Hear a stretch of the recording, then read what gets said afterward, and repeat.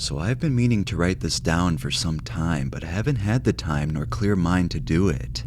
I had an experience on Salvia that was, is, and remains incomparable to anything I've ever experienced in my life, and it's still affecting me in a very big and negative way. I was pretty new to smoking cannabis. I'd done it a couple times in high school, but it's only been in the past couple months that I smoked it regularly. And by regularly, I mean approximately 3 times a week. At first, it was a sort of time-stretched feeling that I liked, and then it became a more introspective, more self-examining experience, and I usually didn't like what I saw. Anyways, fast forward a couple more weeks, and I decided I wanted to try acid for the first time. I took 2 hits and had a great trip. Visuals weren't too crazy, but it was a mindfuck for sure. Words started to lose their meanings, and musical phrases seemed just as valid a form of communication as a verbal phrase. Anyways, my buddy tells me he's got Salvia. I had heard of it, and at this point I was really interested in trying any drug I could get my hands on. Essentially, my mindset was this: hey, I've done LSD, I could do any drug. The only drug I knew that would be stronger than acid was DMT. I knew all drugs created different reactions in different people, but I honestly didn't expect much from Salvia because, 1, it was legal. 2, everyone I knew who took it told me they thought it was like weed. Harmless enough, right? As I get to my friend's place, he tells me that he had a crazy dreamlike trip where he was hang gliding over Kansas or something the night before, and it scared him, so he didn't want to repeat. Hang gliding? Shit, I'll hang glide. So he gives me the pipe, fills it with Salvia, lights it for me, and as I inhale, he tells me to breathe it in deep and hold. I do as I'm told and hold the smoke in for at least 15 to 20 seconds. Zeppelin's No Quarters in the background. I'm ready to have a cool trip. Now let me interrupt for a second. I didn't know what extract it was. It really didn't matter in my mind. I guess what most people smoke is about 5 times, 10 times, or 20 times. According to my friend who got it from another friend, this was 90 times. I know there's some debate about extract levels and potency, but this is all I know about the Salvia I personally smoked. Needless to say, I had no clue I was in store for a level 5 trip into another fucking dimension. Then, out of nowhere, the second I exhaled, I felt like someone had punched me in the face. The air left my lungs and I was in the most vulnerable state in my entire life. For some reason, the dark texture of the Salvia reminded me of poison, and suddenly I felt like I had just smoked lead or something. Almost immediately, extremely venomous-looking kaleidoscope patterns filled most of my vision. The only thing I could make out was my fucking phone on the table.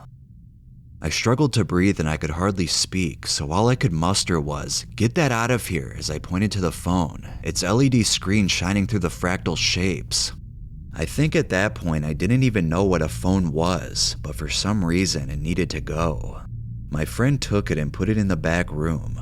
When he returned, I was a soulless shell.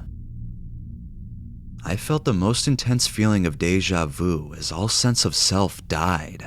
I had been here before, now why the fuck would I ever return? The idea of taking this drug recreationally seemed as naive, foolish, and immature as anything you could ever imagine. It was like hell, honestly, in the sense that you could have never imagined something so horrifying and evil that it really is ineffable. It's purely impossible to explain, but you're there, and you're definitely experiencing it. There is nothing in this dimension to relate it to. Quite literally, there are no words to explain what I felt, other than complete and utter despair and fear. Reality just broke apart, and I was left in this fractal void. I couldn't speak, I couldn't feel any part of my body. Ideas broke down to the point where I couldn't think for myself. The images I was seeing were more intense than I can even register, so much so that the entire experience was sort of like sensory overload overdriven to the max. I guess my eyes were open and I was just sitting there with a stupid look on my face, but I was in a completely different dimension. I can remember a couple parts of this extremely confusing and disorienting experience, but like I said earlier, it's hard to put into words. My friend asked me something like, "You trippin'?" But it just kept skipping, like, tripping. Suddenly, the words lost their meanings and it became really sloppy sounding. The visual skipped with it, and it was like everything in the room started to pull apart, and I started to see layers within everything. It was kind of like the cover of Pink Floyd's Umaguma, but everything was losing its detail and gaining new detail. The visuals were kind of like if you could imagine flying through an image or maybe traveling through two mirrors facing each other and just having the pattern of what you're seeing fall into itself and then reform and repeat. Now, this sounds cool and all, but at this point I had no clue I was under any kind of drug. I didn't know who I was or where I was. I just had this feeling, an extremely overwhelming feeling, that I had caused this disaster. I somehow did something extremely bad that caused the universe to collapse on itself. This was an extremely personal experience, and I felt no connection to any other life forms at all. I was a prisoner in my own mind. I built reality, and now I accidentally did something that just brought everything crashing down. It was a devastating solipsist experience. I remember the feeling that within the fractal was a choir of cartoonesque objects created in the kaleidoscope pattern that were singing to me about the trip, ushering me in. I remember seeing twisted pictures of my friend's face, but nothing was disjunct or cut up like a film. It was all a fluid evolution from one thing to another, but it was so complex and overwhelming that my mind could not comprehend what I was seeing. Everything was alien, nothing was real or even tangible. I could see it clearly, and yet it somehow was so intense, so bizarre, that it eluded my mind's ability to process it all. Oh, and all the while I was listening to Zeppelin's The Ocean, the constant beat and Robert Plant's Aha playing in the background, but I didn't even remember it until weeks later under weed listening to the same record. I felt gravity's pull, but it was pulling me sideways. I felt an extremely strong tug downward, and this intensified as the trip became more and more intense. Suddenly, I felt like I couldn't grasp what I was seeing anymore. Not that I could before, but before I felt like I was a slave to the hallucinations. I couldn't think for myself. I couldn't reassure myself that I was on a drug. My mind was spent, completely. I felt like a vegetable who couldn't even grasp what he was seeing. Now, my mind was trying to grasp it, but it couldn't. I felt my mind desperately trying to grab at ideas, but it couldn't quite reach. This inability to grasp the trip, coupled with unbearable pins and needles and an extreme downward pull, started to create some sensation of self, or a body, but I felt like it was stretched out over the entire field of my vision. I had become the two-dimensional image of this warped and constantly moving alternate dimension. Suddenly it began to fall apart, and I felt like I was free-falling through this picture, while I was the picture. As my field of vision was warped and reassembling and being pulled apart, I felt my own body falling apart. Now, while this was all happening, I suppose I got up, started stumbling across the room, knocked a bunch of shit over, and then fell back and almost broke my friend's table. Needless to say, all the glass pieces were knocked on the floor, and I was stumbling around like some kind of village drunk in some old Irish novel. Suddenly, as I was fighting for my life, trying to climb out of the layers of reality that were falling around me, I saw my friend's girlfriend's face trying to hold me. Apparently, they were trying to subdue me for some time, but being that I was racing for my life in another dimension, falling to my death through millions of layers of reality, it was a little hard to get through to me. But the second I saw her face, I suddenly realized that I was a human, that I had taken a drug, even that I was a sentient being. All of that went out the window with just a little bit of some good old Salvia. My only instinct was to attempt to climb out of this racing, descending, swirling fractal picture. I was drenched in sweat to the point where my clothes were dripping. My heart was racing at 1,000 beats per minute, and I could hardly speak as my friends placed me in a chair, asking me what I saw. I told them to give me a minute to regain my composure. Much of the room was knocked over, but I was surprised the whole room wasn't completely destroyed because I felt like I must have been clawing away at reality, desperately trying to escape from my personal hell. The only way I can honestly describe how I felt falling was down and to the right. The three-dimensional world fell apart, and I could only perceive things in a two-dimensional light. Jesus Christ, my entire perception of reality was annihilated under the drug. The term ego death doesn't even begin to describe what I felt, but there was nothing to be gained from where I was. It was pure insanity to the nth degree. I'd gone in expecting some kind of spiritual experience or something meaningful that I could come away with, but there was none of that in Salvia land. This was pure unfiltered madness to a degree I wouldn't wish on anyone. This is where I started having problems. Right when I came back from Salvia land, my friends let me lie down and watch a movie with them. I was shaking so hard, I just wanted to lay down and relax. They encouraged me to smoke a bowl. I felt like I was midway through an acid trip and the weed just made it stronger. As we watched the film, I felt like the people on screen were really strange looking, and as we ate some food, I felt myself falling back into the Salvia. Not in the sense that I saw visuals, but my mind was falling back into that strange place, and I could see in my mind's eye exactly what I was hours earlier. The next couple times I smoked weed were similar, intense flashbacks to Salvia, to the point where it truly disturbed me. Then one day, another friend smoked me out with some hash he smokes daily. Suddenly, I had acid-like thoughts and I had to backtrack just to realize I was in the room with him. Time to go, I thought, and went back to my car, but it was too strong to drive. I could barely talk thanks to the cotton mouth. I tried calling a friend but could barely communicate. Since then, I've been getting stronger and stronger reactions to weed. When I first started smoking after Salvia, first couple weeks, I would feel the Salvia sensation, extreme pins and needles, and I would feel like I'm being pulled downward. I could play with my depth perception, but sometimes if I stared at something too long, I got the sensation that there was no depth perception, that I was looking at a two-dimensional image that covered my entire field of vision, and then I could see little parts of that image moving and falling apart, like a much less intense version of what went down in Salvia land. People's faces also seem to be hovering over their face. When I'm stoned around my friend who is my Salvia trip sitter, if I look at him directly in the face, the rest of the room, or my perception of everything in my peripheral creates this kind of tunnel effect that leads straight to his face. Another thing I think I remember feeling under Salvia, but I'm not quite sure I remember it. Pictures start to dance just like a low-level acid trip. Calling it strange is more than a colossal understatement. Weed has been taking me to a weird twisted version of the normal world, something it never did before. When I'm sober, floaters and white specks really dominate my vision. It gets kind of distracting when I look up at the sky. The reason I'm putting this out there is because the day before yesterday was the worst. I felt anxiety and fear unlike anything I've ever felt. I started to question my own reality.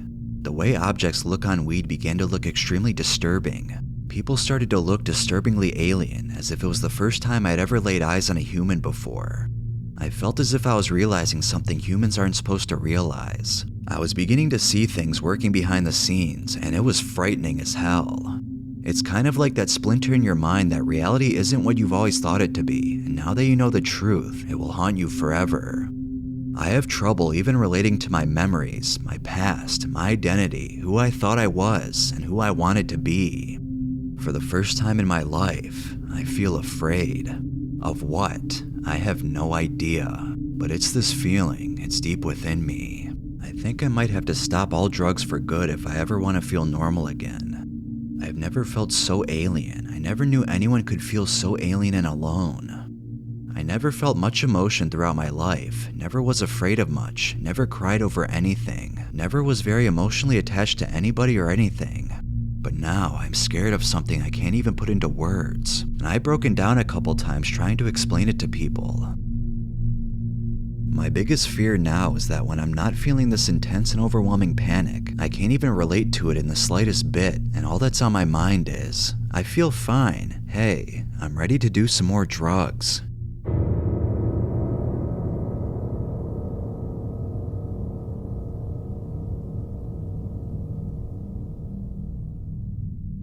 One thing that I've found with taking psychedelic mushrooms is that they are not for me.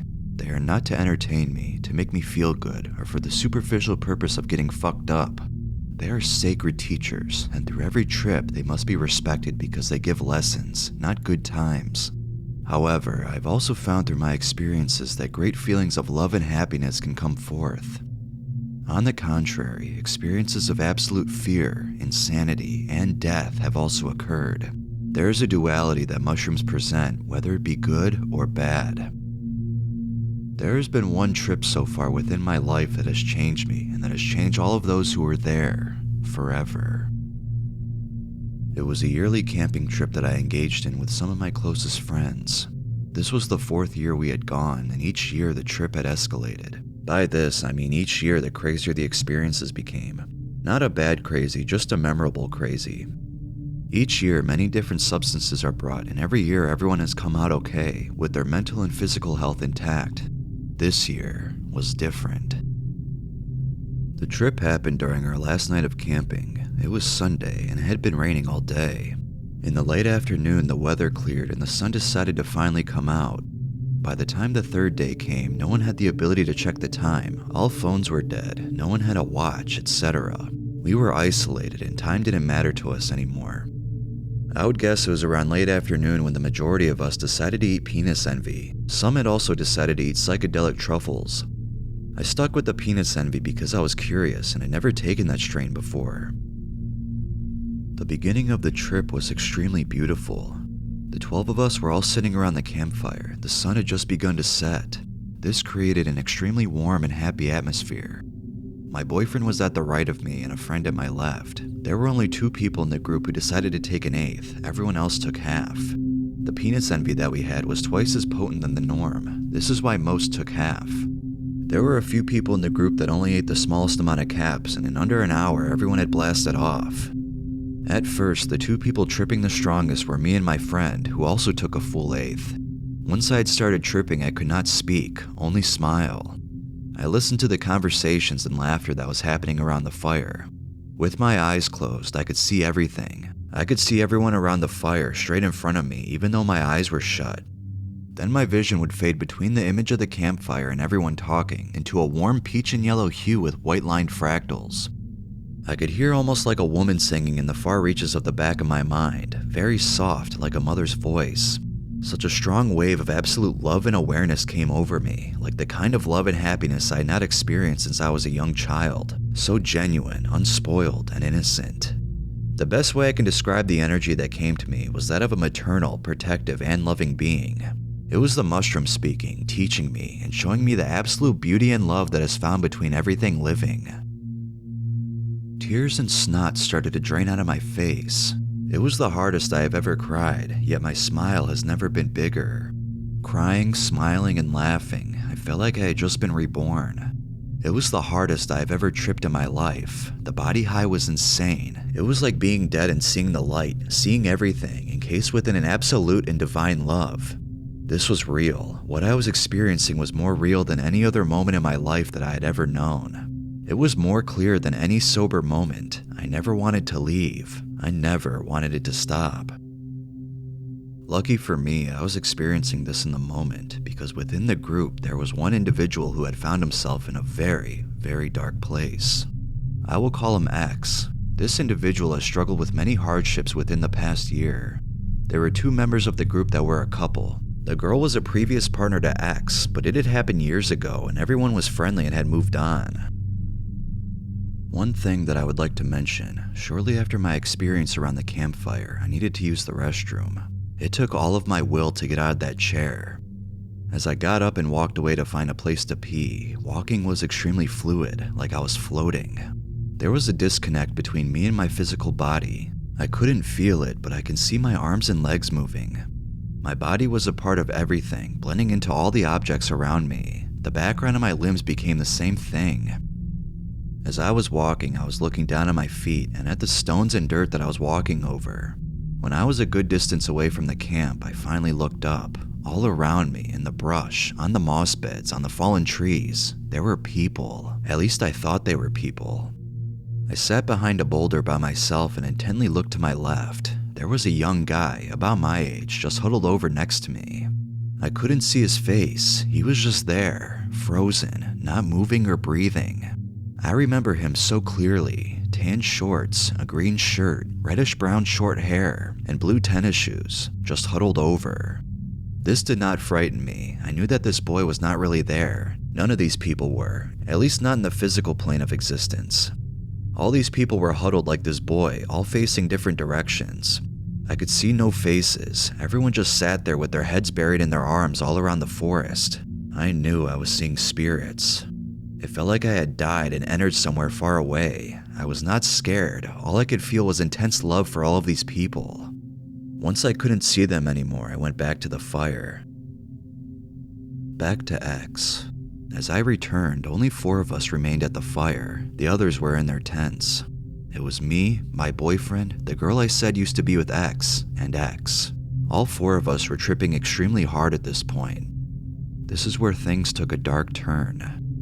As I was experiencing such bliss, there was a member of the group who had been taken over by extreme fear and darkness, and it began to project upon everyone. X looked to the girl and asked if her and 2 other male members of the group would be down to have sex. We all looked at X with an extremely confused look on her face, like, where did that come from? The girl just looked at X and said, no man. X then said, wow, I'm very offended right now. Come on, it would be fun. We all just stared at him and thought, what the fuck just happened? Granted, the girl's current boyfriend was there in a tent only a few feet away. X was extremely serious. This is the point where my boyfriend and I looked at each other like, oh no, he's gone. The thing with X is that he has suffered through schizophrenic tendencies and episodes of dual personality disorder, and members of his biological family have suffered through mental illness. He had been fine so far over the weekend, but no one should have let him take those mushrooms. X got up and left the fire. After that, everything was relatively okay for maybe about an hour. Throughout this hour, however, X started to say very strange things. The group was back together at the fire. X then continued to say out of nowhere, I didn't get to come. We were all like, what? He then said, I'm not down. I need to go home. I'm just not feeling it. Where are the keys? I want to go home. We were 3 hours away, an hour from the nearest city, and everyone was too intoxicated to drive, but X was insistent. My boyfriend went up to him and said, no man, we can't go home right now. It's not possible. Everyone is too fucked up. No one can drive. And there was no way in hell we were going to let him take someone's keys so he could drive. He was obviously so far gone in the mushrooms he would die, or worse, try to kill himself. At this point, the tension in the air greatly intensified. My good, blissful trip had now been infested with complete fear. I was so scared. This situation was far too hard to deal with at the time. X was extremely insistent. He then began to obsessively ask where the girl was, his ex-girlfriend. She had gone to her tent with her boyfriend to go lay down at this point. He also kept insisting for the keys. He kept repeating himself over and over, and everyone began to fear the situation. My boyfriend just grabbed him and hugged him and said, I love you too much, man. Everything is okay. Come sit with me. I love you. It's okay. He was saying everything he could to try to calm him down. As my boyfriend was hugging him and saying this, X began to lick and kiss his neck very intensely. X then continued to say, no, I'm not down. This continued and repeated for what seemed to be at least an hour, which really ended up being about 20 minutes. We convinced X to try to lay down and relax. He agreed and laid down outside of a tent. After about a half hour of him being silent on the ground with his eyes wide open, he silently got up and sat next to the girl who at this point came out of her tent. No one noticed him at first. Suddenly, without anyone expecting it, X jumped onto the girl, pinned her to the ground, and tried to kiss her. Her boyfriend and mine both shot up and grabbed him off of her. Everyone was still tripping insanely hard. The situation was so extremely frightening and intense, no one knew what to do or how to handle it. My boyfriend ripped him from her, and as he did so, X screamed louder and more intensely than I have ever witnessed before. I shot up from my chair and ran to the dark corner of the camp. I was trembling, almost throwing up from the terror. No, no, no! X shouted as if someone was peeling off his skin. There was so much pain and fear in his voice. The girl scrambled up and just stared at X. She was sobbing. X then continued to scream, I love you. I love you. Why? Why do you have to be with him? I just want to make the pain stop. I just want it to end. I could not bear to look at him. I just stared into the earth and trembled. There were only 2 girls there. One of them had just been assaulted. I felt like we had all entered hell, that we had all crossed over into the spirit world, and that ghosts and demons were stalking us outside our camp and controlling what was going on. I was having severe auditory hallucinations, voices, screaming, loud cracking, and noises coming from the dark forest that trapped us. It took me every bit of my strength not to lose it. Her boyfriend looked at her from across the fire and asked if she was okay. My boyfriend told them to leave and to go somewhere safe.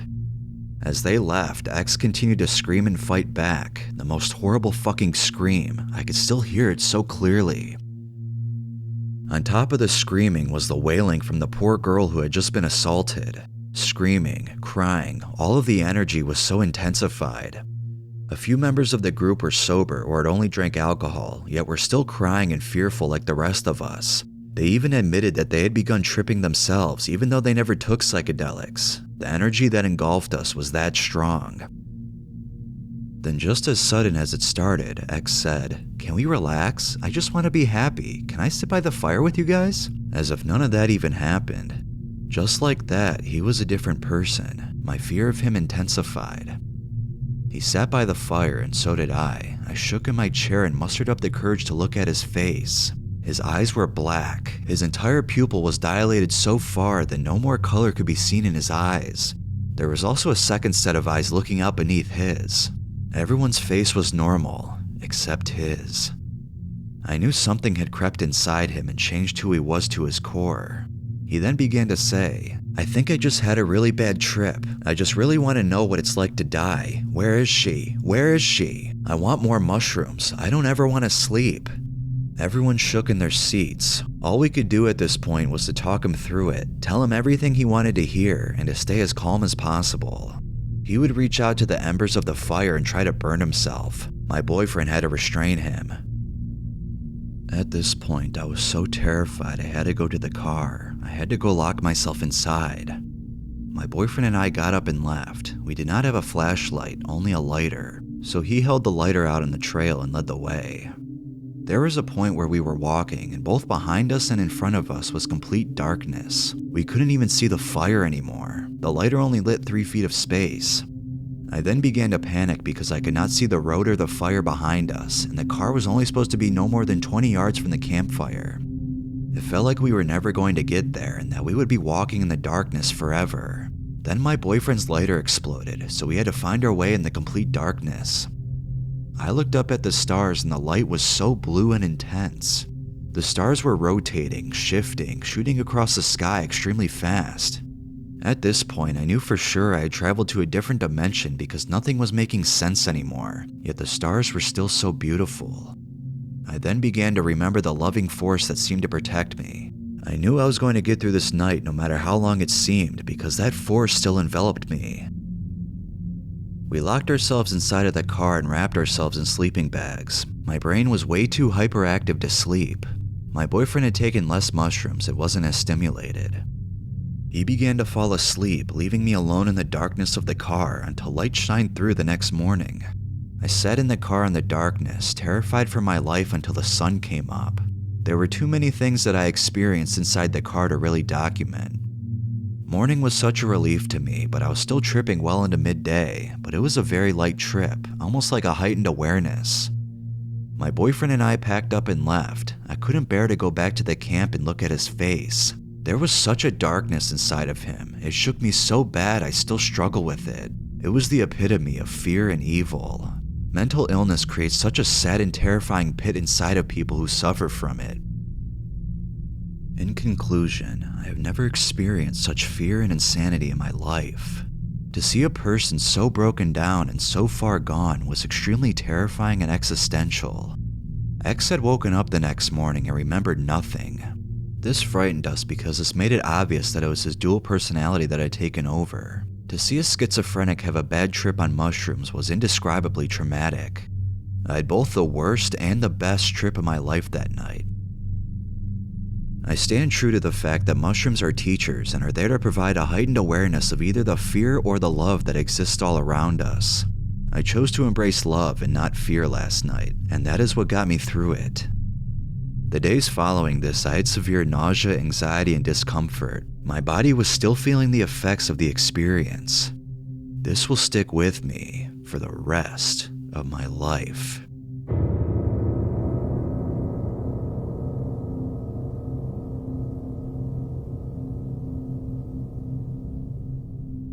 I am recollecting this from a year-old memory, so elements of timing may be foggy. To be clear, I was not the subject of this experience. This experience took place during a 3.5-month-long study abroad in a Chinese-speaking city. I do not speak more than a few words of Chinese. I was good friends with the subject, from here on known as X, lived next to him, and hung out with him every day. He always seemed like an upbeat and friendly guy, willing to party and have a good time. He only once mentioned use of any drugs heavier than marijuana or alcohol. He told me he had overdosed before and that he no longer used. Looking back, I now recognize the signs of opiate withdrawals in him, sudden bouts of nausea and vomiting while on the subway, and general unprovoked moodiness. One day, as we were both preparing to give a presentation, I come out of my room and see him by the water cooler acting drunk. He was stumbling and slurring.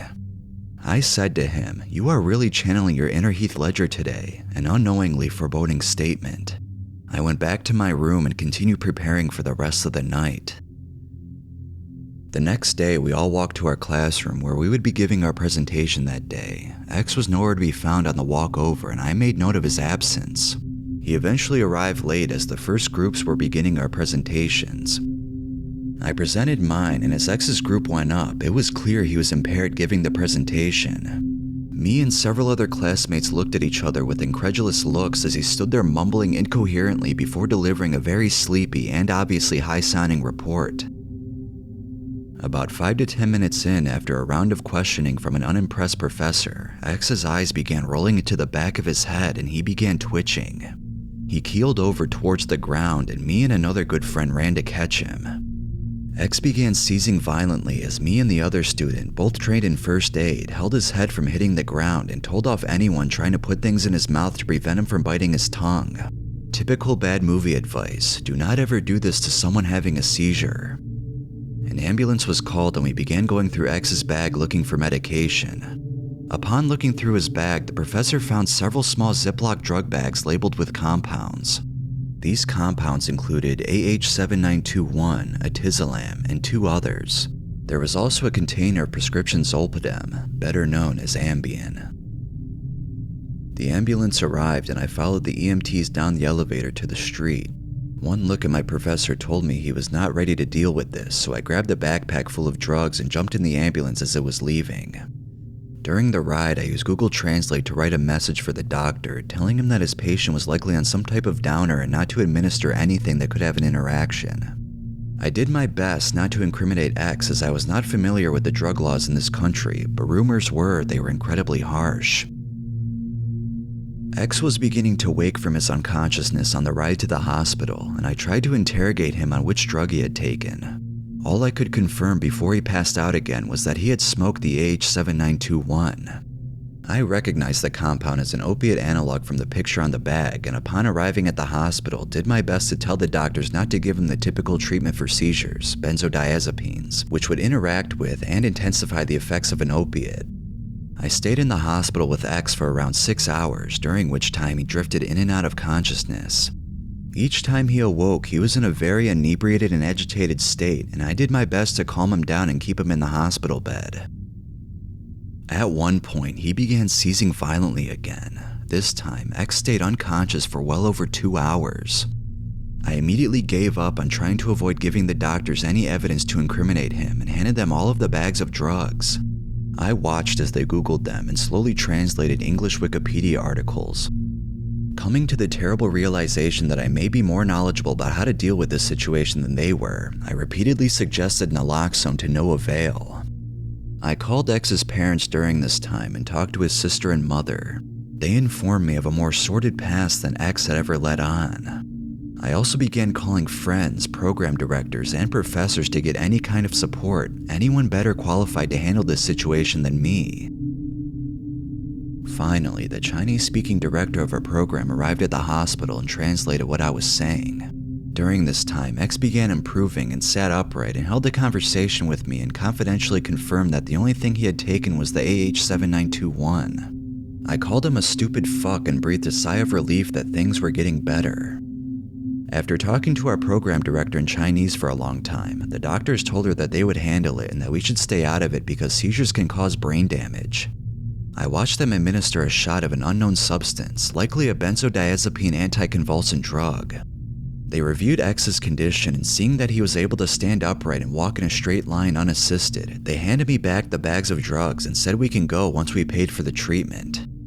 We exited the triage and emergency care area and went to the lobby where we sat chatting for around 15 to 20 minutes as they reviewed the medical files. I helped X pay for his medical bills at the desk, and as he stood up, his eyes began rolling into the back of his head again. I caught him as he once again began to seize. I called for help and they quickly got us a hospital bed and began wheeling X to the ICU. At this point, I was shaking, so I called my other friend in the program for emotional support who arrived after waiting in the ICU for about an hour and a half. X had become conscious and was fairly coherent for some time, and it was obvious these doctors were more attentive and we would receive better care. X was resisting treatment, which I took to be a good sign, and I was exhausted, so I decided to leave X in the care of my friend to get out of the hospital and eat for the first time in 8 hours. X remained in the ICU for around a week because he had inhaled vomit into his lung, which caused a small infection. After this, he was flown home. I was informed about a month later that X had passed away. The cause given by his family was that he had vomited while on his Zolpidem sleep medication and asphyxiated. This was a traumatic event for everyone involved. The choices leading up to it ultimately killed someone with a beautiful mind and boundless potential. This guy was well on his way to being an excellent scientist, and he very likely could have done incredible things, not only for himself, but for all of humanity with the time he lost. I am sharing this so that someone might see it and learn from it. Please, if you are reading this and have a sordid past, think about the beautiful potential you have as a human being and find the willpower to stay alive.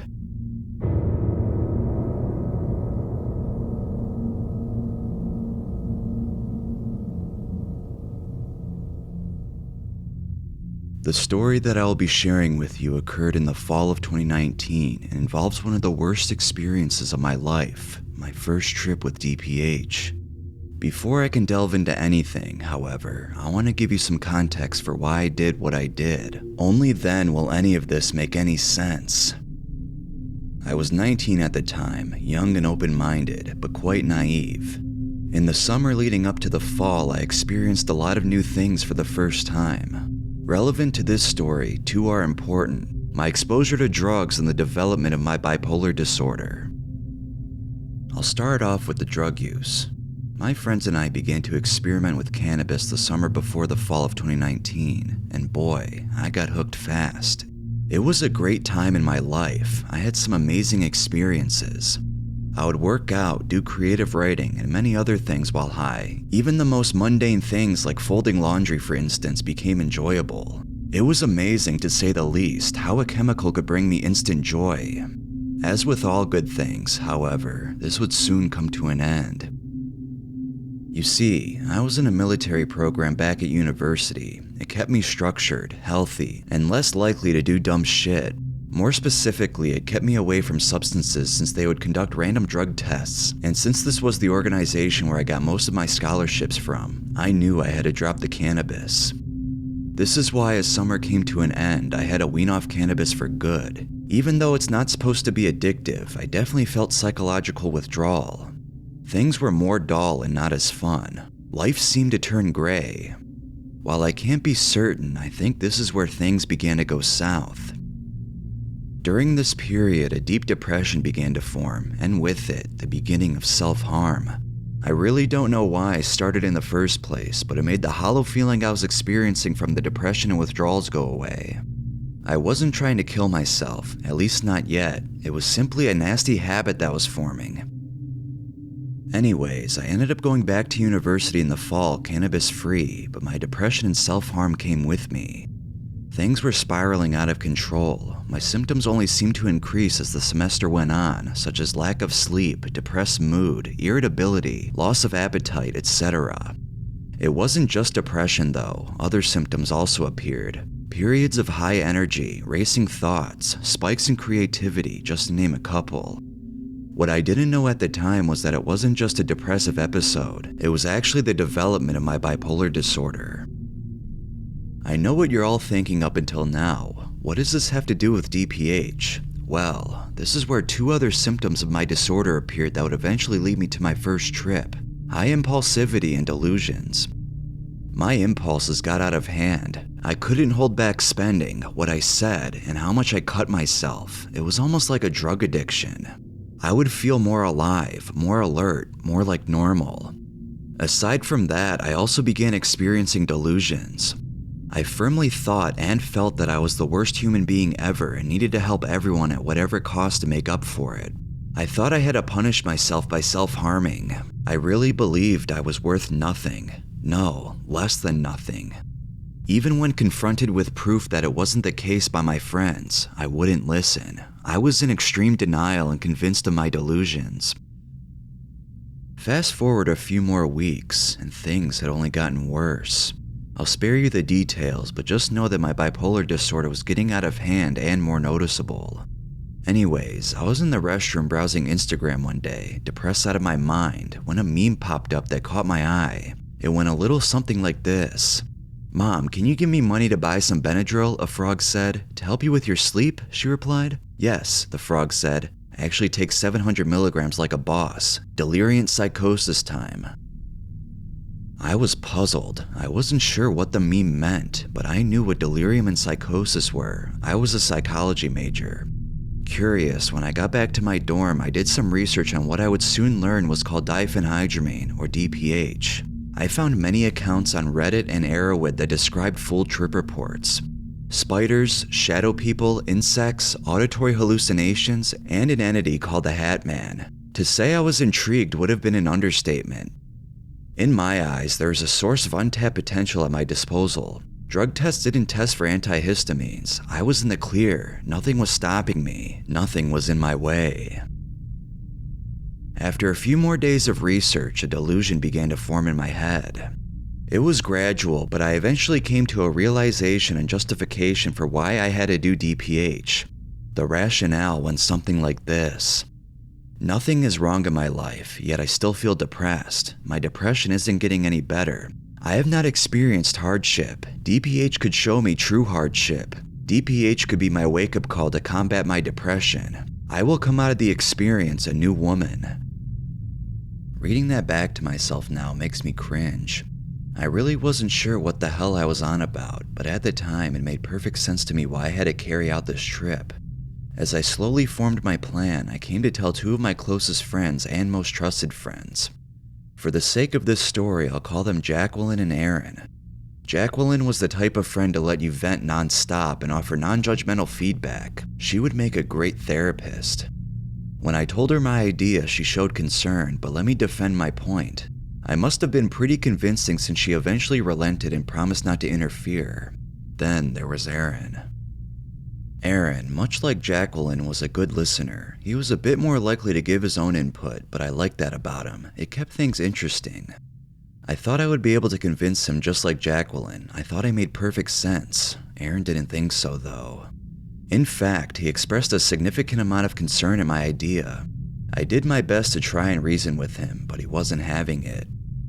Aaron asked me a lot of questions, many of which I knew would disprove my point, so I lied. In the end, we agreed to disagree, and I thought that would be the end of it. A few days later, Aaron and I were spending time together, and the subject of DPH was brought back up. I was initially excited because I thought Aaron had finally come around, but fun fact, no. Instead, he lectured me on how dangerous it was, that I could have seizures, that I could go into respiratory depression, that I could die at the dose I was planning on doing, 700 milligrams. I got extremely defensive at this and told him to mind his own business. Everything would be fine. I had to go through with it. Before I left Aaron, however, he asked me one final question. When are you doing it? Stupidly, I told him the exact date, this coming weekend.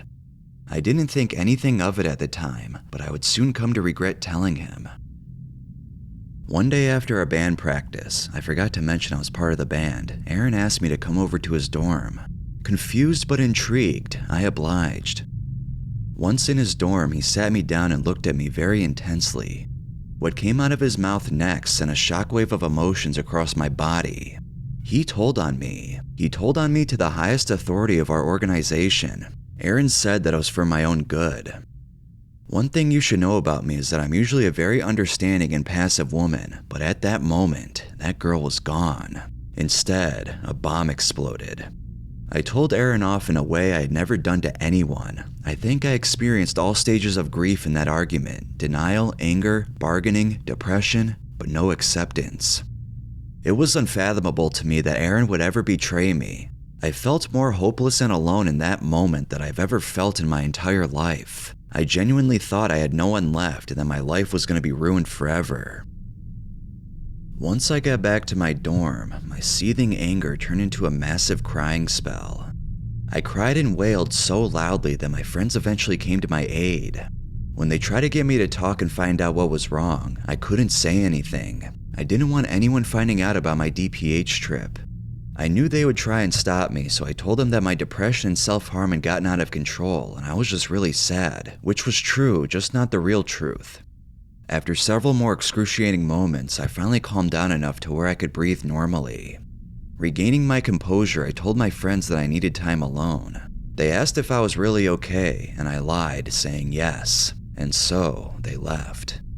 Once I ensured that they were truly gone, I got dressed, grabbed my keys, and walked to my car. The trip wasn't going to happen on the weekend anymore. It was going to happen today. I still remember how cold and cloudy that October day was. It was the perfect weather to stay indoors.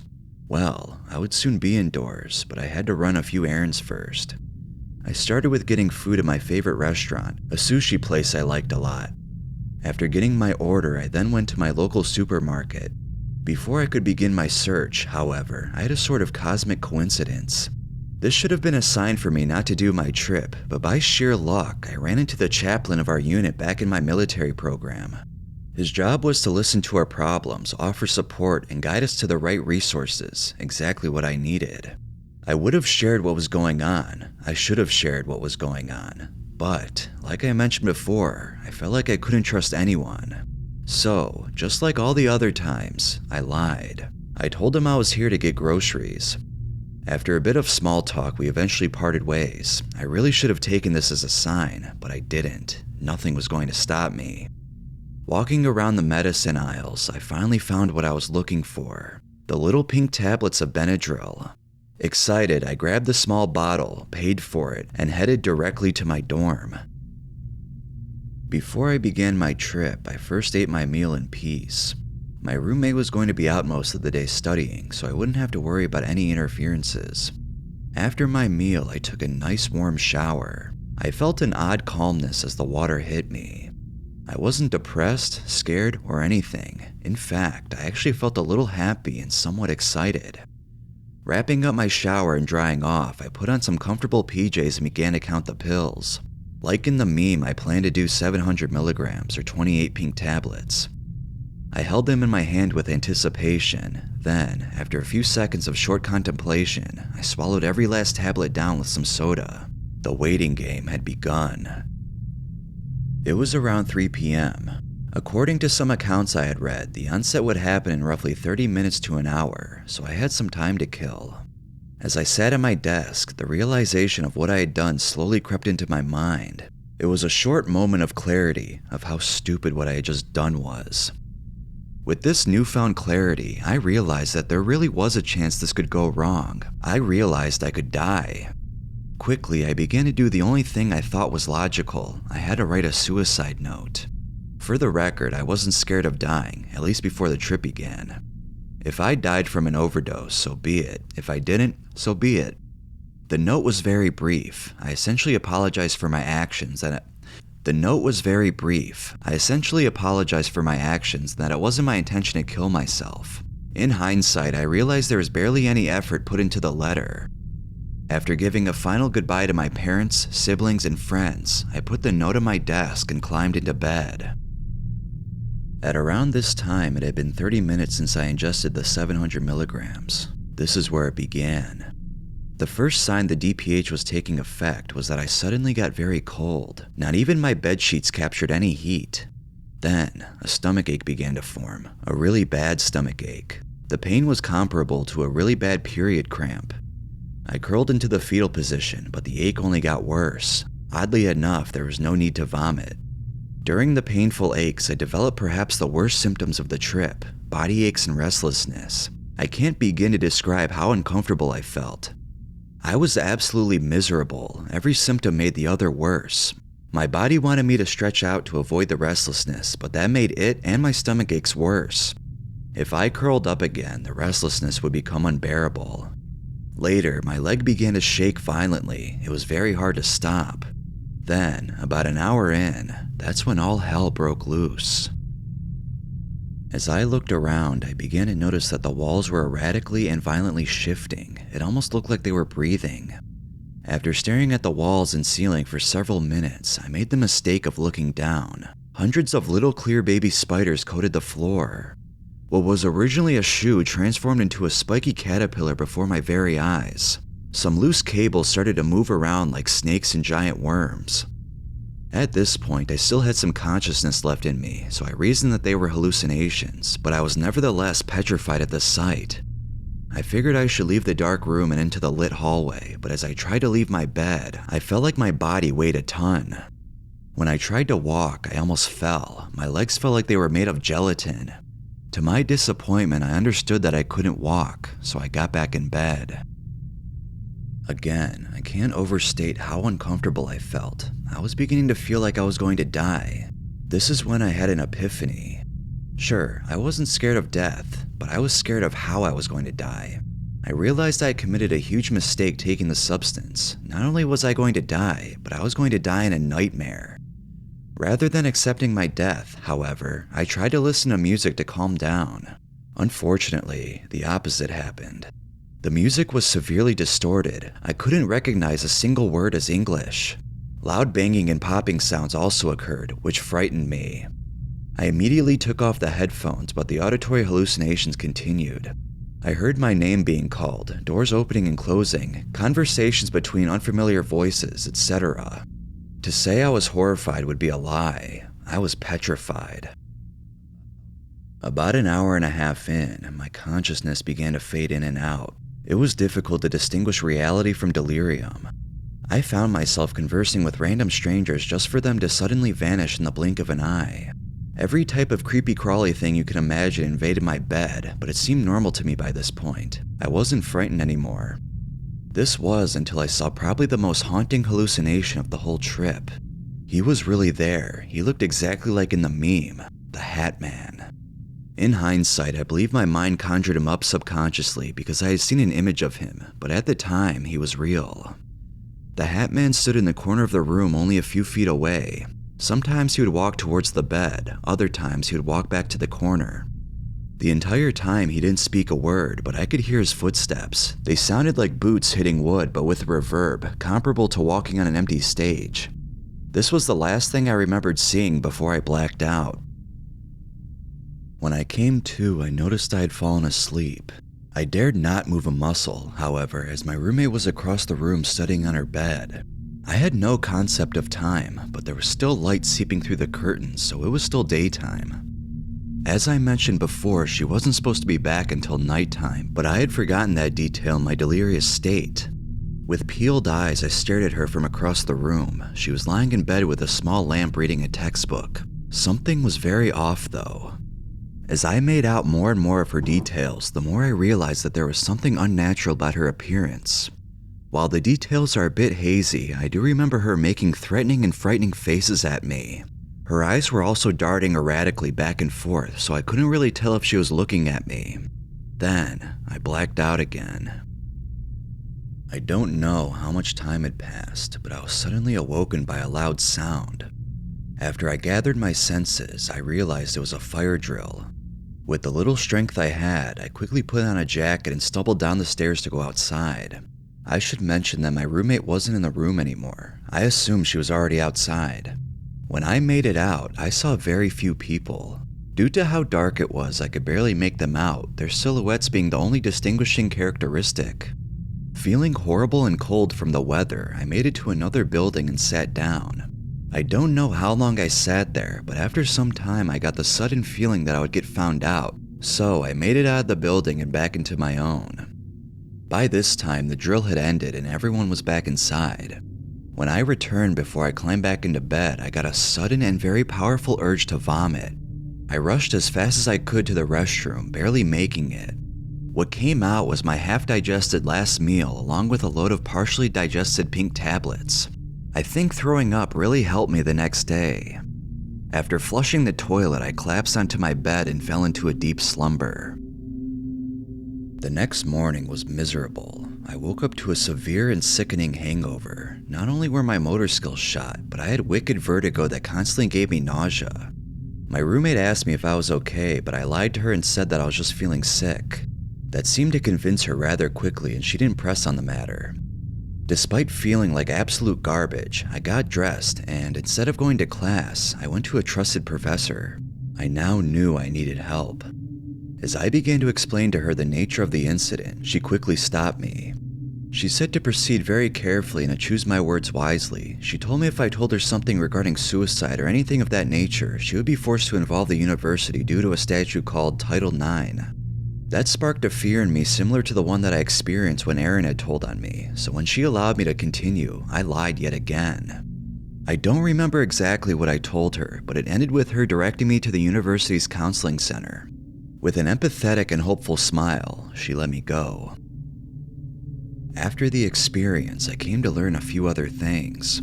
For one, my roommate had not been in the dorm until late at night. This was confirmed by her explaining that she found me asleep with my clothes and jacket still on. That meant that what I saw yesterday, her reading the textbook, was just a hallucination. Additionally, I heard absolutely no one talking about last night's fire drill, nothing at all. This left me wondering if it even happened. I later found out via Jacqueline that it, in fact, did not happen. To this day, I'm still convinced that it did. Those alarms sounded so real. Then again, everything else felt pretty real too in my delirium. This sums up my hellish experience with DPH. As expected, I didn't come out of the trip magically rehabilitated. Instead, I came back with trauma. I can't forget how horrible I felt while on the drug. I've never experienced such discomfort and pain like that ever since. Darkness now slightly scares me, like someone is watching me.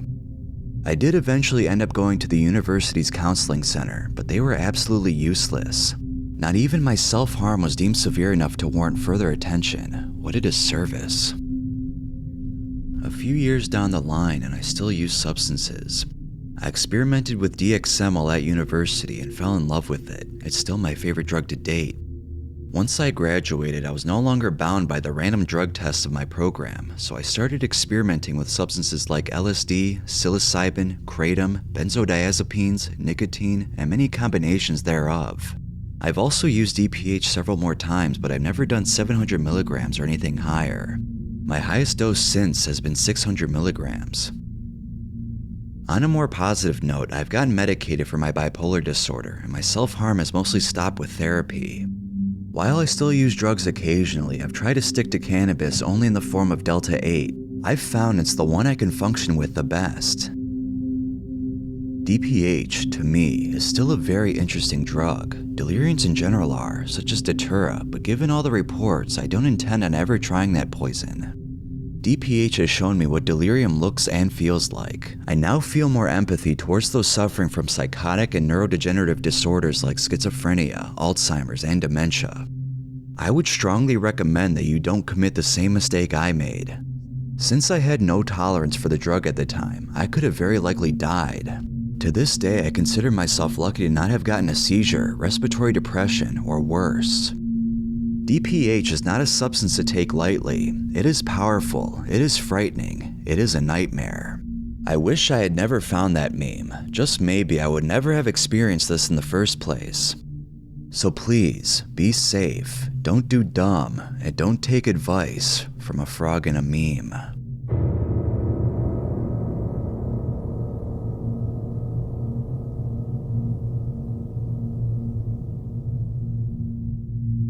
It was December. I had just ended a 4-month hiatus from smoking marijuana. I was getting very high and certainly enjoying becoming reaccustomed to pot once again. Towards the end of the month, right after Christmas, I was with my 2 female friends, which I will refer to as M and A, and we decided to contact a dealer that M knew. I had never met this dealer before, but M claimed that he was a reliable source of good weed. She made the arrangements over the phone and we drove to his house where M went inside to purchase the pot. We had all pitched in money and planned to get about a 1/4 ounce of what we were told was very high quality nugget. M soon returned and I anxiously looked at the weed that she brought back with her. We all recognized it as looking like very poor quality. M suggested that we try to smoke it before making a judgment, and we did just that by packing a bowl. The smoke was unpleasant, but it didn't taste that abnormal at the time. After only 2 hits, I felt extraordinarily stoned. This was reminiscent of a very, very deep and sedative indica high, but it was on a much different level. I was extremely sedated and my motivation to do anything other than sit in position in the car was completely gone. Everyone was eerily quiet and seemingly irritable when we went to split the weed up at A's house. Since I was on a seasonal vacation from school, I decided to spend the next few days laying around the house and smoking my newly acquired pot. The main odd thing that I had noticed at this point was that I was getting very, very high, more so than I had ever been before, and I had been smoking weed consistently since I was 14 years old. I also had lost the ability to fake being sober while on it. It was painfully obvious that I was inebriated when I walked around my house. Since I had just ended a relatively long pot break, I still wasn't fully adjusted to being high again, so I attributed this overwhelming stoning to not having any tolerance. I also had almost forgot what it was like to be ordinarily high, which commonly happens when you take a break for long enough. Soon came New Year's Eve. I was staying at A's house with Em again. We planned on celebrating the arrival of the new year in the typical fashion of getting very drunk and very stoned. Upon arriving, we all began to smoke a bowl. One bowl of this weed was more than enough, and none of us needed to continue. One of the many differences between this and ordinary weed was that you can get high enough and be very sure of when you were at this level. Soon we began drinking hard liquor. I drank a few cups of vodka and wine and began to feel drunk. We decided to go and smoke more weed. We had smoked a lot this time, a few bowls.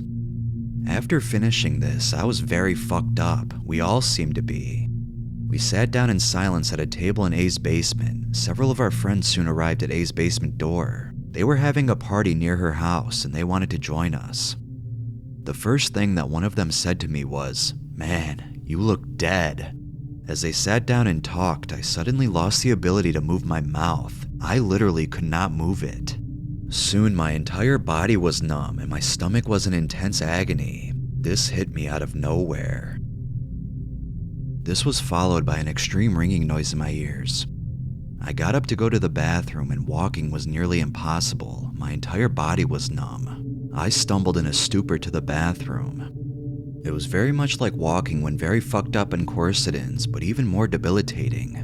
I walked into the bathroom and kneeled down on the floor for a few seconds, but then decided that I needed to go back for some reason. I walked back to the table and somehow managed to sit down. Soon my vision became completely grayscale and then strobed. This became horrifyingly intense and I absolutely had to lay my head down. Soon my vision was entirely black. As I laid there, my stomach felt worse than it ever has in my entire life. My eyes were involuntarily oscillating. I was sure that I was going to die. I thought about what my parents would think when they found out that I had died from a drug overdose. This seemed to last a very long time. I wanted desperately to tell someone to take me to a hospital, but I was completely paralyzed. I could not move. Then suddenly, I came back into consciousness. The stomach pains lessened and I propped my head up. I was still unsure of what had just happened, but I now knew that this was definitely not ordinary weed. Soon the other friends left except for one. I will call him R. We all went outside to smoke a cigarette and Em wanted to smoke another bowl. I did not join in this time. I started talking to Em about how unusual and disassociating this weed was, and she actually had told me that she suspected that it was laced the day after we had purchased it. She still persisted to smoke it though, being the uninhibited person that she tends to be. Our friend R said he would take a hit to see what he felt. He took a small one but claimed to feel very disassociated and very stoned. Throughout the rest of the night, we discussed the possibility of the weed being laced. I felt very oddly disassociated at times. My surroundings felt surreal, and I was, well, disassociated. At one point in the night while we sat outside, I felt somewhat euphoric on the very detached come down. All of our friends had noticed how extremely pale we had become. It was very obvious. I quickly came to the conclusion, after reading much information, that it was laced with PCP. Em was extremely skeptical of this and continued to deny that it was laced with PCP for nearly a month. I hid what I had left of this weed in my closet while Em continued to smoke it. A few weeks later, I had not smoked since the New Year's incident, and I was in the middle of a confusing and mentally draining situation with my girlfriend at the time. I was very stressed out, and I had made a mistake that I would regret for the rest of my life. I smoked more of the weed. I was starting to be persuaded by M that it wasn't laced with PCP and that it was just an overpowering type of weed. I started smoking it again, but I would only take one hit each night. One hit of a minuscule amount of the weed was more than enough. After that, I would often lay and feel as though I was moving, comparable as to how you would feel if you closed your eyes while on a carousel. I, of course, continued to be very inebriated. I noticed that the high also came in waves. One moment I would feel fine, and then I would be very stoned again. I continued smoking it for a few weeks until I gave into my instinct and stopped. To my surprise, I would always feel fucked up and stoned again when I would first wake up in the morning or smoke cigarettes. I also began to notice my extreme paleness, odd facial structure changes, and what seemed like a rash on my forehead. A few weeks after quitting, I started to experience severe psychosis. I felt delirious and out of touch with reality all the time. Everything was surreal, and I was undoubtedly depressed like I had never been before. All of those who had smoked the PCP seemed to be having identical after effects. We all had a lot of trouble articulating words and forming sentences, and we slurred our speech. The schizophrenic-like phase was so long ago that I can't quite remember all of the effects, but I was psychotic like I had never been before. I cannot stress how horrible this was enough. I became irritated with anyone who would talk to me, and I had several very aggressive fits of absolute rage after simply looking in the mirror. I hadn't even considered the fact that this had all stemmed from smoking PCP because my mind was so clouded at the time. I did not know of the horribly negative after effects of PCP because they are not well documented. When I would wake up from sleep, I would feel very stoned again, and it was as though my dream hallucinations lingered on for a while when I first awoke in a daze. I am still unsure of why this is. It was very out of the ordinary. A month or so after quitting, I told my other friends from school of this odd weed. They decided to test it out. They felt confident that it was not laced with PCP. One suggested that it was just sprayed with an herbicide. We drove around and I gave them what I had left of this weed to smoke. I refused to join them. Immediately one of them, a self-acclaimed connoisseur of weed, said that it smelt of plastic and was not typical of weed at all. I had not noticed a very pungent odor until he had pointed it out. It does have a very distinct smell, but I wouldn't compare it to plastic. They smoked it and both said that they felt very stoned but not extremely abnormal. Soon they claimed to be very disassociated, and they noted how the stone feeling that it created occurred in waves. They decided on calling their 50-year-old veteran psychonaut friend who had actually smoked PCP many times in the past in order to verify what this was. We met him and he took one hit of the pipe. He said that it was without a doubt PCP, and that we were in for the mental hell of our lives. Soon thereafter, these two friends stumbled onto the source that the dealer had got this weed from and further verified that it definitely is PCP. Both of them also persisted on smoking more of it for a while. It has now been 6 months since I stopped smoking PCP. Although it is easy to blame my problems of the present on a drug, I know that my life has been partially ruined by it. My skin and appearance is much different. I am clinically depressed and fatigued to the point where I can barely function at times, and I'm very, very irritable, cynical, and aggressive. I used to be such a passive and easygoing guy. The personality shift that resulted from this has cost me 2 girlfriends, a job, and the majority of my friends. I no longer get the pleasurable marijuana highs that I miss so much. For a while afterwards, all that I felt when smoking ordinary unlaced weed was a stupor-like PCP high. After a while that faded away, but pot then just burnt me out and sent me into horrible depressive states for weeks. I have now abstained from smoking weed for a few months, and I worry that I will never be able to simply get innocently high again. Nobody should ever take that for granted. PCP is a lot more dangerous than it seems to be perceived by the drug-consuming community. It does not inspire you to go on psychotic rages when high on it, but the schizophrenia and the fucking mental hell that it can induce very well could. The after effects on many brain chemicals, hormones, and your body can be permanent, and it is neurotoxic. I am still very much negatively affected to this day, and I know that I will never be quite normal again. All of those who had smoked the PCP-Laced weed, including the friends who had tested it out, have all claimed to some degree to be severely depressed, worn out, and/or psychotic after smoking this horrible substance. I have also personally noticed that everyone involved in smoking it seemed to have very similar and damaging after effects. my weed was laced with PCP. It does happen, and it is not a myth. I have since found out that PCP is one of the easier chemicals to make. It is very economical to spray PCP on dirt weed and sell it as high quality for 5 to 6 times its original value. Be careful when habitually using this chemical, as it will put you through a hell that many will not be mentally strong enough to handle.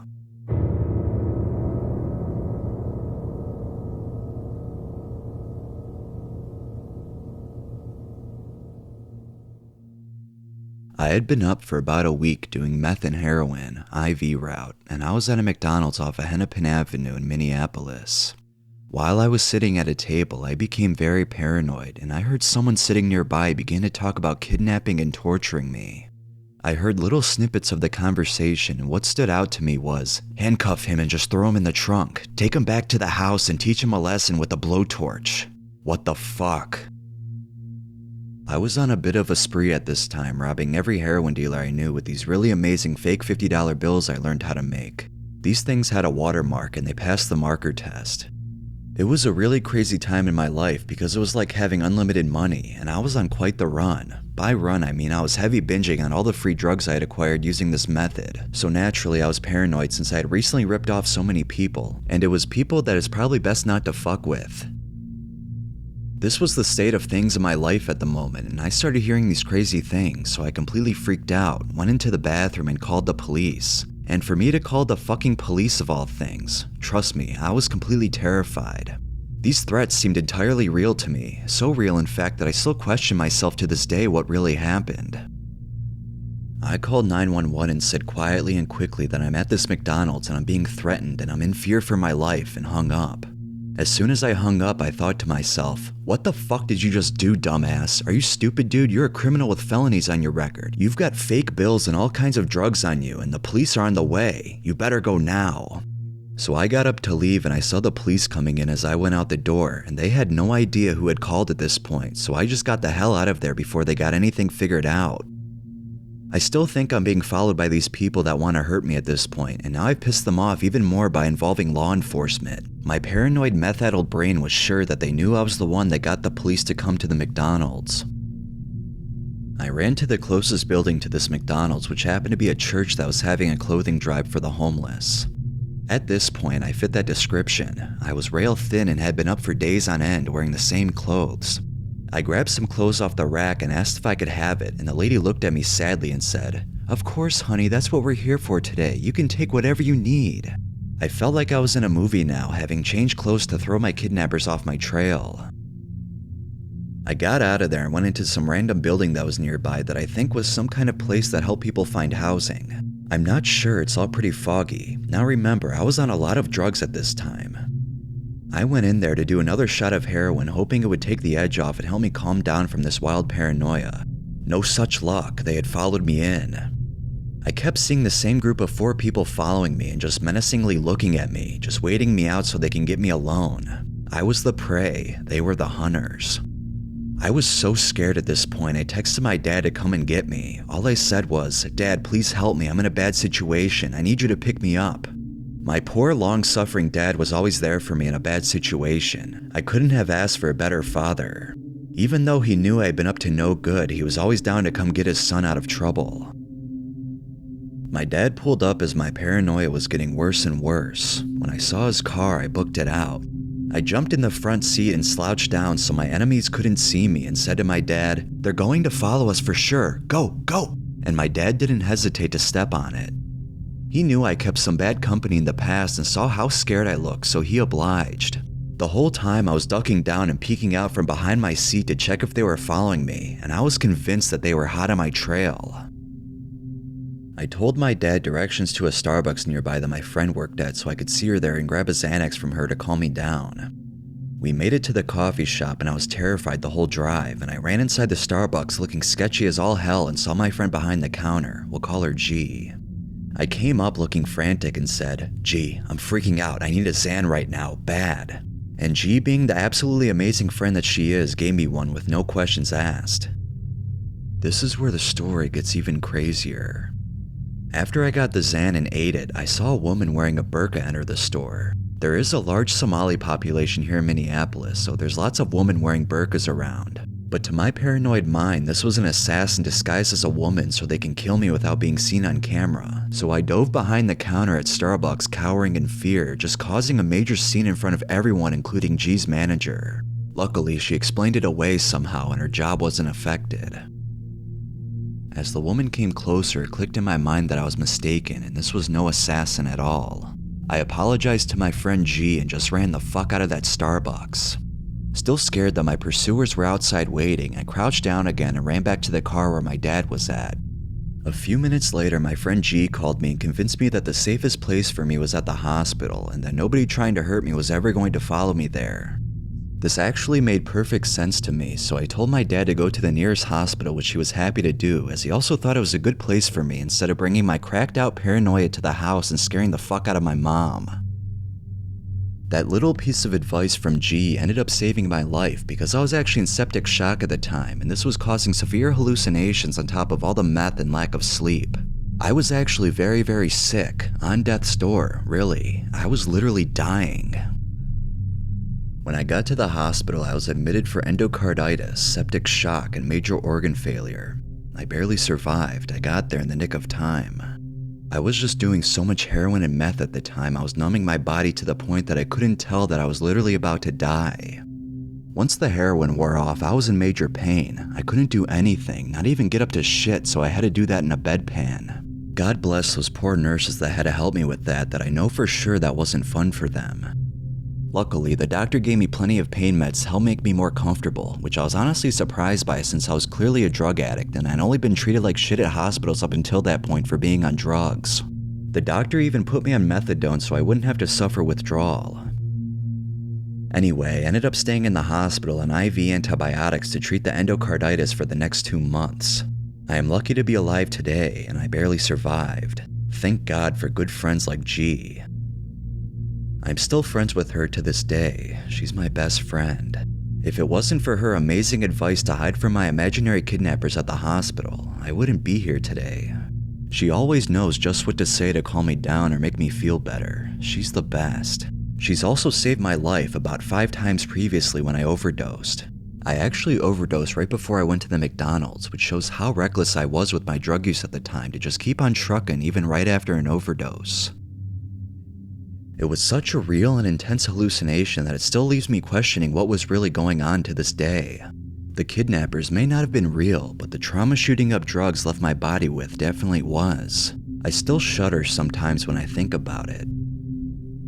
I know that was a long-ass story, and if you actually made it to the end, thanks for listening to my rambling thoughts. I hope it wasn't too confusing.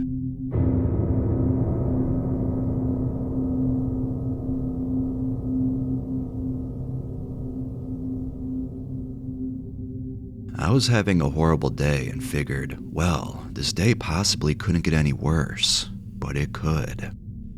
I arrived at school like normal, but I was in a very strange mood. I was just angry at everyone and wanted to escape for a little while.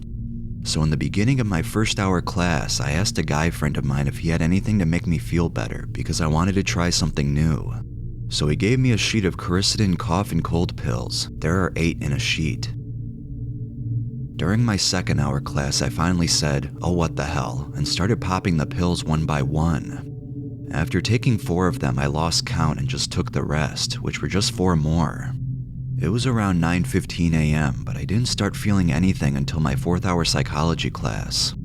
I had told one of my friends who frequently has used drugs and popped pills before what I had done. She said, I hope you have fun, and she started braiding my hair. All of a sudden, I started to feel extremely happy, like I was the happiest person alive. For some reason, I then turned around and said, if I suddenly get up and walk out, that means I have to go puke. Just as I said that, my face became really warm and my ears became tingly. The same feeling I get when I normally am drunk and have to puke. So I got up and tried to calmly walk to the bathroom, which wasn't too far away. I just got up out of my seat and opened the classroom door and walked to the bathroom. I was noticing that my vision was tingling and I was having a hard time walking in a straight line, but I made it anyway.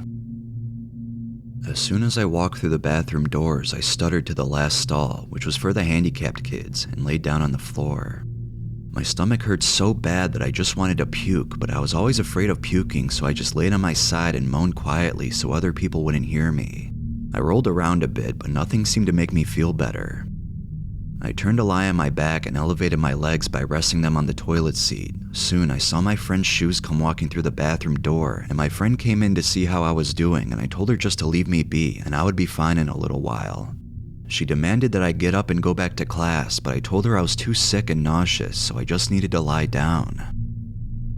She pulled me onto my feet and started walking me toward the mirror and out the bathroom, but as soon as she let me go, I stumbled back to the spot from where she found me. I just told her to go and get my backpack because I was going to the office and call home for someone to come get me. But the sad fact was that I could barely walk by myself, let alone walk 50-some feet to the office and look halfway normal to ask to use a phone to call home. So I just laid on the floor and waited for this horrible, stupid mistake of mine to pass and things to become normal again. Then it started getting scary. I suddenly felt my heart slow way down, like it didn't even beat for a while, and then I was having a hard time breathing, but that wasn't even the worst of it. I tried to sit up a bit and it felt like I was riding a roller coaster going up and down, so I just laid back down on the floor. Suddenly, I felt like I was burning up. I was so hot that the cold bathroom floor was feeling really nice. I went to feel my forehead and there was sweat dripping off of it, so I lifted up my sweatshirt and noticed sweat dripping off my stomach and chest as well. The hot spell lasted for about a minute or two until I suddenly became extremely cold. I was freezing and I had nothing to warm up with. I felt like I was put in a freezer and left to die. I was praying for death to come at this point because what was I going to do now? I couldn't not take the pills because they were already passing through my body like liquid ice. Then my heart rate began to pound out of control. It was like I was getting ready to take off and fly the hell out of my body. I was so miserable that I just prayed that the school principal would come find me and help me. I just wanted someone to help me because I had enough. During my time lying on the floor, kids would come in and go to the bathroom, and soon they started noticing someone was lying on the floor in the very last stall.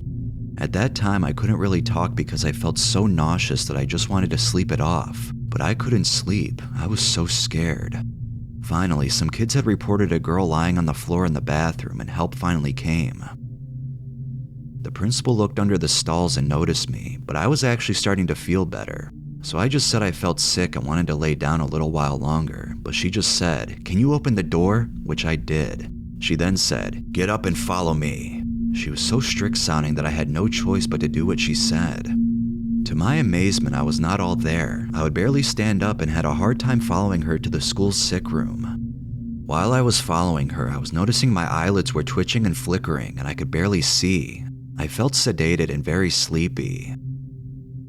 I got into the room and laid down on the bed I was shown and was covered with a bright orange blanket that was oh so warm to my body. They started questioning me. "Are you on anything? What did you take? How much did you take? Who or where did you get it from?" Of course, at first I couldn't answer them because I was delirious to what was happening. It was like a very long and very real dream that I honestly just wanted to end. The good part was that I didn't feel so nauseous anymore, but I felt like I was going to shit my pants. So I asked if I could use the bathroom, and it felt like I was crapping and pissing my guts out, like my body was getting prepared for death and everything was coming out of me. I walked back to the bed and they checked my heart rate, which was beating at 125 plus beats per minute, and my blood pressure was quite high as well. The school nurse told me I would have been better off just puking and getting the crap out of my body, but there was no sense in me doing that anymore. The drugs had already been in me for 2 hours, so I just had to stake it out and be cool because I had made a horrible mistake. The principal finally said, "I'm not fooling around with this anymore," so she called in an ambulance. She couldn't get a hold of my parents at first because my mom had no way to reach a phone, so they had to call my dad from work, and he was rushing 60 minutes to the hospital where I was being sent to. I kept saying "I'm so stupid" over and over again so everybody could hear me. Really, how stupid was I? The vice principal came in to check my eyes out, and I had a hell of a time trying to focus on the tiny light that he was shining into my eyes. He told me to follow the light, and it was so cool. The light was moving in slow motion, and it was like I was in a trance. Everything was in slow motion. It was such a bright, pretty light, and I wanted to have one of my own to play with. I was finally out of my bad trip and going into a good one. They measured my pupil size on a little chart and said it was extremely large. It was like a number 3 or 4, whatever that meant. I could barely understand what everybody was saying, but I eventually got the picture that I was going to be carted away by the paramedics. You know, that's all I really wanted was to get brought to the hospital. There was nothing I could do about it now. So the paramedics soon arrived and they took my temperature, blood pressure, and pulse and hooked me up to a heart monitor. I was put onto a stretcher and carted out of the school. As I was rolled past the school's office, I noticed my 4th hour teacher looking at me in the stretcher. He looked so worried and disappointed at me. I felt horrible that I had done this to myself. As I was put into the ambulance, they strapped me in and started driving away. Some nice lady talked to me the whole way to the hospital, which was about 15 minutes from where we were. We talked about her pet rabbit and other things that meant nothing at all. We soon arrived and I was lifted out of the ambulance and rolled into the ER. Since I was conscious, they didn't rush me into my room, but they casually rolled me into my new destination. It was a small area with light blue curtains, and I would be there for the next 4 hours, and to tell you, it wasn't fun at all. They poked me with a needle and drew a lot of blood out of my poor little arm. I was normally afraid of needles, but this time I could look at it in my arm and say, "Cool." Then another nurse came in to question me on my motives of taking the pills and what I took and how many I had taken, to see if I could remember, which of course I knew the answer to every one of their questions. I was questioned by so many people that I eventually just wanted to be left alone. The doctor came in to talk to me and told me that my parents had arrived, and then he talked to all 3 of us just to catch them up on what had happened and how I was going to be perfectly fine in the end. Then everyone left and I was alone, so I demanded that there be someone I could talk to so I wouldn't have to be alone with nothing to do, because I swear I was going to go insane if I was left alone anymore. So they sent in a counselor to talk to me, and he tried to find out why I had done the pills and how my life is at home, all those stupid questions. He kept asking if I felt safe at home, and I was just getting pissed off more and more with all the stupid questions, but I couldn't really go anywhere or do anything because I was hooked up to all these monitors. So I cooperated and eventually got out of there. When I walked out, I still felt high, and my mom just had to ask, well, how does it feel to be high? If she only knew. I remember my horoscope saying earlier that day, don't do spur of the moment. Maybe next time I will listen to my instincts. The sad part is, I have been wondering if I will try them again, and would I be able to stop myself next time?